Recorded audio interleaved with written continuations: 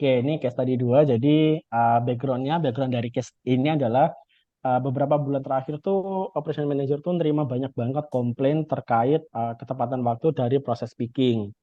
Jadi ngambil barang itu mesti telat terus. Dimintanya jam 12 baru kelar jam 1 atau baru kelar setengah 1.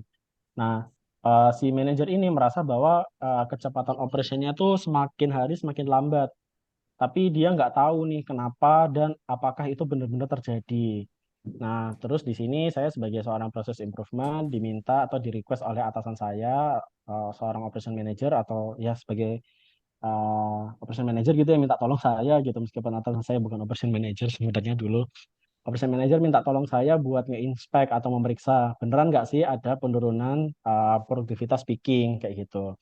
Terus di sini saya dikasih nih segebok data dari WMS-nya operation, aktivitas picking, historical aktivitas picking sebulan ke belakang atau 31 hari ke belakang.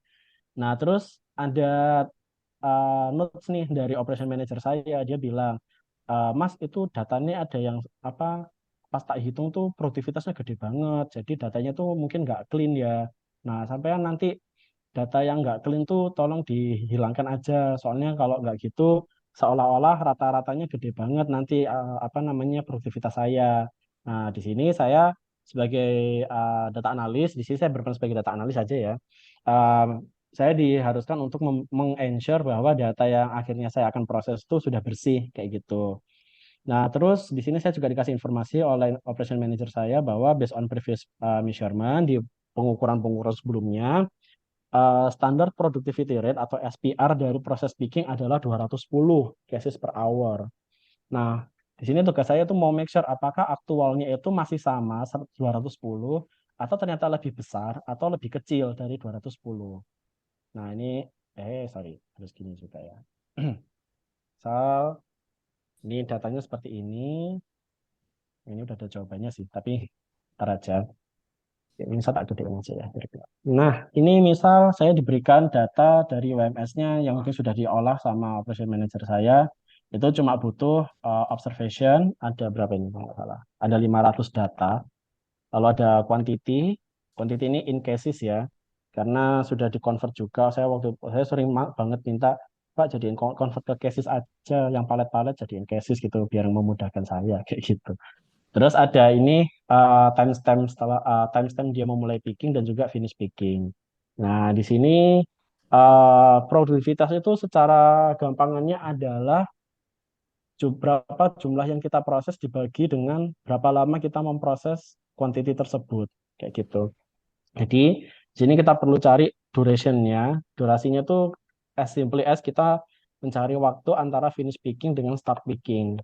Nah, ini berarti sudah ketahuan bahwa untuk observasi satu memproses 215 cases itu butuh waktu 41 menit 11 detik kayak gitu. Nah, ini misalnya mau kita convert ke jam, ini agak panjang sih, cuman ini yang sering saya pakai, jadi hour, kita harus cari hournya. Nah, ini mau convert ke hour aja, ke jam, kesatuan jam. Jadi yang hour kita biarkan hour, yang menit kita bagi 60, terus yang detik kita bagi sama 3.600. Nah, ternyata kalau dikonvert ke jam adalah 41 menit itu sama dengan 0,69 jam. Nah, produktivitasnya berapa? Berarti 215 dibagi sama 0,69 ini. Oh, berarti untuk observasi satu ternyata produktivitasnya adalah 313,23 cases per jam. Ini tinggal di kopas ke bawah seperti ini. Nah, sudah dapat. Nah, sudah udah ketahuan di sini ada outlier di sini. Kenapa? Nah, ini masa produktivitas ada 48.000 kayak gitu. Ini produktivitas 600, ini 4250. Nah, disinilah peran data cleaning itu penting, teman-teman. Nah, misalnya di sini saya sudah punya template gitu untuk apa ya, menginspek data quality ini sebelum saya lakukan analisis. Misalnya saya pindah ke sini ya. Nah, di sini nanti di sini akan ada chart. Di sini saya beri nama control chart untuk melihat plottingan data seperti itu. Nah, misalnya di sini saya ada field atau kolom memasukkan data produktivitas yang sudah saya hitung. Nah, dimasukkan seperti ini. Nah, nanti akan muncul plottingan seperti ini. Nah, yang angka gede-gede ini adalah yang saya beri nama sebagai outlier. Kenapa? Karena kalau teman-teman lihat di sini, ini saya bikin semacam rule. Nah, cek ini artinya adalah ketika data ini itu di dalam LCL atau Dalamnya apa lower aja? control limit Yang keempat, dan di atas lower control limit dan di bawah upper control limit, maka data ini tuh oke. Tapi selain itu dia akan jadi outlier. Nah, tentuin lower control limit sama upper control limit itu gimana, Mas? As simply as kita tahu eh, X bar atau rata-rata dari data ini, kita nanti juga tahu standar deviasinya, kita kalikan standar deviasi ini 3. Jadi 3 standar deviasi. Nah, LCL ini adalah X bar dikurangi 3 standar deviasi ke bawah. Seperti itu. Upper control limit atau UCL adalah X bar atau rata-rata ditambah 3 standar deviasi, jadi ke atas. Ini kalau semacam bell apa distribusi normal ya, kalau teman-teman yang tahu gitu, ya kan persebarannya kan kalau ke kanan itu adalah 3 sigma, kalau ke kiri adalah minus 3 sigma kayak gitu. Nah, ini untuk ensure itu kayak gitu. Nah, ini misalnya sudah kita bikin kayak gini, terus kita harus cek di sini. Oh, ternyata masih ada outlier nih. Nah, outlier kita pilih, kita take out di sini. Nah, nah, udah mulai kelihatan kan pergerakan datanya. Ini harus kita, nah, nggak enaknya melakukan data cleaning itu kalau ke dalam kasus saya yang sering saya lakukan adalah ini sifatnya iteratif. Jadi harus dilakukan berkali-kali sampai semua datanya itu bersih dan nggak ada outlier kayak gitu. Nah, ini udah mulai kelihatan kan pergerakan datanya. Kok oke sih outlier. Nah, nah, dan seterusnya lah ya kayak gitu. Sampai nanti teman-teman akan memperoleh control chart yang sudah bersih kayak gini. Nah, ini yang sudah bersih. Jadi kalau mau dicek ini nanti sudah nggak ada outlier di sini. Artinya semua datanya oke. Nah, kalau sudah oke, berarti kita di sini peroleh bahwa statistik untuk data ini, untuk sampel yang kita peroleh adalah X bar-nya itu 193,99 atau 194 lah, let's say, seperti itu. Nah, standar deviasinya adalah 68,26, LCL-nya minus 10,8, jadi yang bawah ini, UCL-nya 398,78 atas ini. Jadi karena sudah tidak ada outlier, kita boleh menganggap bahwa data ini sudah clear. Nah, tadi berarti kan task pertama sudah dilakukan, due to some error during data recording, ini harus memastikan bahwa datanya sudah clean. Nah, nanti uh, perform apa ya aktivitas yang kita perform ini yang disebut dengan data uniformity test sebenarnya. Jadi kita memastikan bahwa data ini sudah uniform. Artinya dia datanya itu sudah tidak ada yang outlier, tidak ada yang berada di luar uh, lower control limit atau upper control limit. Sebenarnya teman-teman seharusnya itu harus ada satu statistical analysis tambahan setelah data uniformity test. Namanya adalah data normality test. Tujuannya apa? Tujuannya adalah untuk memastikan bahwa data yang kita peroleh, data clean yang sudah kita peroleh ini itu terdistribusi normal kayak gitu. Kenapa Mas harus terdistribusi normal? Supaya kita bisa menggunakan parameter-parameter seperti X bar, seperti standar deviasi, kayak gitu-gitu.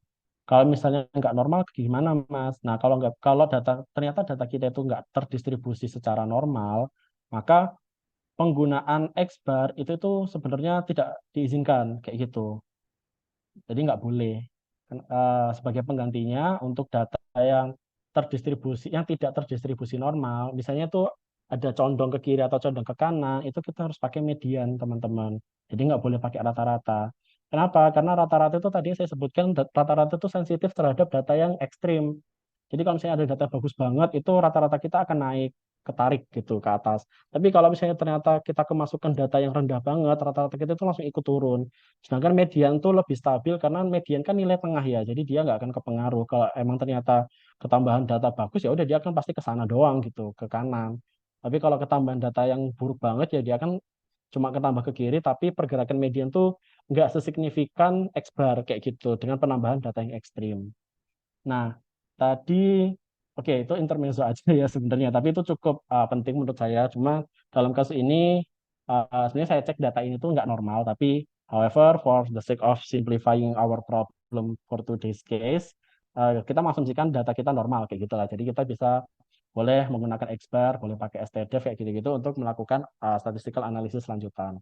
Oke, tas yang pertama untuk cleaning data sudah selesai. Nah, yang kedua kita itu harus cek apakah productivity rate-nya itu benar-benar turun dari 210 ini. Nah, ternyata kita perolehkan di sini eh, rata-rata produktivitas kita tuh 194 lah, let's say ini saya anggap 194 aja. Sebenarnya kan kalau kita compare antara 210 dengan 194 secara kasat mata, itu udah pasti gedean 210 kan, which means 194 itu sudah pasti ada indikasi produktivitas kita turun. Tapi harus dicek juga apakah secara statistik itu 194 itu beneran turun kayak gitu terhadap 210. Jangan-jangan ternyata antara 194 itu secara statistik tidak berbeda dengan 210 kayak gitu. Nah, inilah pentingnya kita melakukan analisa hipotesis kayak gitu. Analisa hipotesis itu sebenarnya bisa aja kita melakukan di Excel, cuman burdensome-nya adalah kita harus ngitung nilai T, harus ngitung nilai Z, nyari p-value kayak gitu-gitu manual kayak gitu. Cuman uh, saya mager, saya malas. Jadi kita dibantu with our best friend Minitab gitu. Cuman for note ya teman-teman, tidak semua perusahaan itu punya Minitab. Jadi most of the cases itu kita perform statistical analysis itu solely using Excel. Jadi bener-bener ngandelin Excel doang. Cuma ini karena biar kelihatan kalau misalnya ada perusahaan yang pakai Minitab, ini ya syukur-syukur alhamdulillah ya udah ini saya mau coba tunjukin bagaimana cara melakukan hipotesis testing menggunakan Minitab seperti itu. Oke, ini misal untuk kolom ini saya beri nama productivity. Nah, sebenarnya kalau misalnya teman-teman di statistik industri 2 atau statistik 2 itu saya harap masih sama ya. Jadi mempelajari inferential statistik. Saya juga kurang tahu apakah sekarang itu sudah sampai di hipotesis testing atau enggak. Tapi hipotesis testing itu banyak banget metodenya. Misalnya kalau misalnya datanya besar banget atau mengasumsikan N lebih besar dari 30, kita bisa menggunakan Z-test kayak gitu. Tapi kalau misalnya statistiknya kecil, datanya kecil itu kita harus menggunakan t-test seperti itu. Tapi Z itu juga kalau misalnya digunakan kalau misalnya kita sudah mengetahui standar deviasi dari populasi. Otherwise, kalau kita nggak tahu, tapi data kita cukup besar, itu misalnya data kita cukup besar, kalau kasusnya ini kan sudah lebih dari 30 ya teman-teman. Di sini kita udah punya jadi 400-an data, aku ingatnya. Itu cukup besar ya. Sebenarnya kita boleh aja pakai Z. Tapi kalau misalnya kita benar-benar nggak tahu standar deviasi populasinya berapa, itu kita harus pakai t-test. Seperti itu. Oke, ini misalnya kita pakai basic statistik. Nah, ini pakai one sample T. Karena apa? Karena kita di sini kalau di one sample T forming kita nggak diharuskan untuk ngisi berapa standar deviasi dari populasi. Nah, kalau misalnya saya pakai one sample Z, dia minta non standard deviation di sini. Dia harus tahu. Cuman kalau karena di sini kasusnya saya nggak tahu, saya pakainya one sample T aja. Ya, ini bisa pakai one or more sample each in column. Ini kalau misalnya ada data mentahnya, raw datanya, atau kita pakai summarize datanya boleh juga. Nah, kasusnya saya sudah masukkan data, jadi ini diklik aja, masukkan productivity, lalu perform hypothesis test. Nah, hypothesis mean-nya ini yang akan kita compare against data ini. Nah, tadi kan kita bilang apakah kita membuktikan apakah 194 itu benar-benar beda terhadap 210 kayak gitu. Nah, jadi hipotesis mean-nya adalah 210. Terus, nah ini yang harus dicek juga. Kita misalkan mengasumsikan confidence level-nya atau satu min alpha-nya adalah 95%, dengan error rate-nya berarti 5% ya. Terus alternatif hipotesisnya ini adalah yang ini, yang kurang dari hipotesis min. Jadi kita against status quo kita kan kita pengennya produktivitas kita itu sama dengan atau lebih besar dari 210. Sedangkan yang kita nggak expect atau nggak ingin itu kejadian adalah bahwa produktivitasnya itu lebih kecil dari 210 kayak gitu. Oke, misal kita udah running aja. Nah, udah dapat hasilnya. Nah, fokus ke sininya aja. Bagian tes. Ada nol hipotesis, HA0 sama dengan mu sama dengan 210. Cuman kalau Minitab ini nggak ada tanda lebih besarnya ya. Jadi mengasumsikan bahwa mu-nya itu sama dengan 210. Dan alternatif hipotesisnya adalah mu kurang dari 210. Nah, diperoleh bahwa T-value-nya adalah minus 4,88. P-value-nya 0,00 ini angka yang sangat kecil. Nah, ini mungkin kalau misalnya teman-teman nanti sudah belajar hipotesis testing, ini harus tahu juga T critical nilainya berapa. Cuman kalau di Minitab ini dia nggak nunjukin T criticalnya berapa. Tapi kita bisa tarik kesimpulan dari p-value. Ketika p-value-nya itu lebih kecil dari alpha, alpha itu misalnya tadi kan kita masang confidence levelnya 95% ya. Itu adalah satu min alpha. Berarti alfanya berapa? 5% atau 0,05. Kita bisa compare against p-value, p-value against our alpha. Kalau p-value-nya itu lebih kecil dari alpha, maka kita tolak H0, artinya kita menerima yang alternatif hipotesis ini. Kalau misalnya p-value-nya lebih besar dari alpha, kita nggak boleh nge-reject H0, kayak gitu. Dalam kasus ini, p-value-nya lebih kecil dari alpha kita, which is 0,05, artinya kita menolak H0. Berarti yang kejadian adalah mu kurang dari 210. Berarti ini nilai T ini, T-value akan jatuh di rejection area, seperti itu. Artinya apa, Mas? Kayak gitu. Kok aku mumet ya, Mas ya? Artinya, nah ini p-value kurang dari alpha, artinya kita reject H0, artinya bahwa ada bukti yang cukup untuk membuktikan bahwa terjadi penurunan di actual productivity gitu. Jadi ternyata 194 itu atau 193,99 itu statistically it is significantly different from 210 from 210 yang kita tes di awal kayak gitu.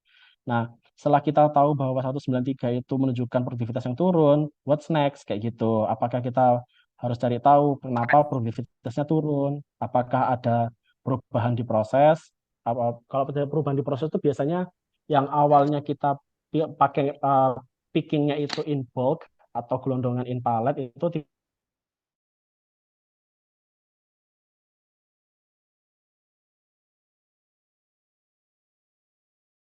atau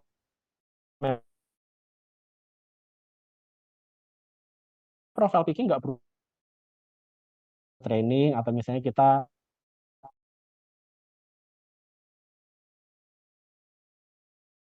eh, kita harus cari misalnya 5 orang dengan produktivitas terendah atau misalnya 10 orang dengan produktivitas terendah kita lakukan one on one di situ kita tanya Mas ada apa gitu kok ini saya lihat produktivitasnya rendah sekali gitu biasanya di situ kita akan mencari solusi untuk bisa membangkitkan gairah dan semangat bekerja supaya produktivitas mereka naik gitu ya kurang lebih kayak gitu sih.